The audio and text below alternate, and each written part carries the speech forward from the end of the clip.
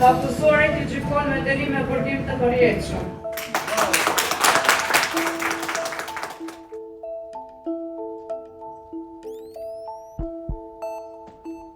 Vrasje për 30.000 euro.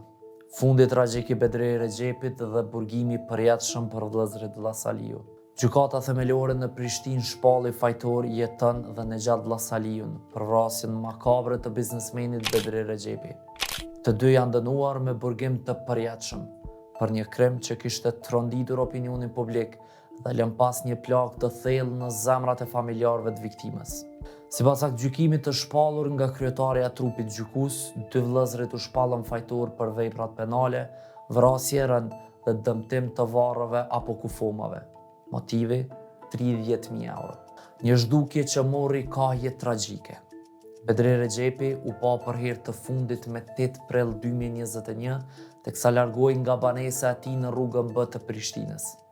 Që nga ajo ditë ai u zhduk pa lënë gjurmë, ndërsa familja jetoi më shumë se një vit e gjysmë mes ankthit dhe shpresës, duke kërkuar përgjigje që nuk vinin. Por hetimet e gjata të prokurorisë së Prishtinës zbuluan një të vërtet tronditse.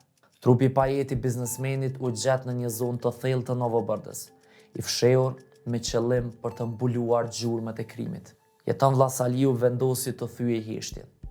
Në dëshminë e tij para policisë, ai pranoi se kishte pasur raporte të mira me viktimën, se ishin takuar shpesh. Ditën e krimit ai dhe Bedriu shkuan në fshatin Vllasali të Novobërdës, por ajo që ndodhi atje do të linte pas një tragjedi të tmerrshme. Jetoni rrëfeu se kishte kapur për fyti viktimën dhe kishte mbajtur ashtu derisa ai ka ndërruar jetë. Një vrasje ftohtë dhe e paramenduar. Tragjedia nuk mbaroi me vrasjen. Sipas dëshmisë, kufoma e Bedri Rexhepit ishte keq trajtuar në mënyrë çnjerëzore.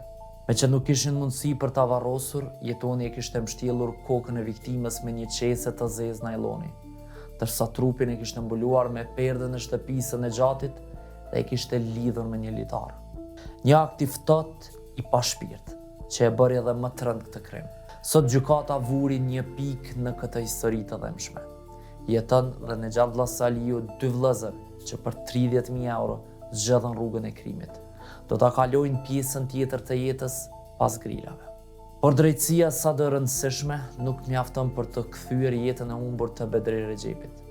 Një familje që mbeti pa njeriun e saj, një komunitet u trondit dhe Kosova u përball me një nga rastet më të errta të kohëve të fundit.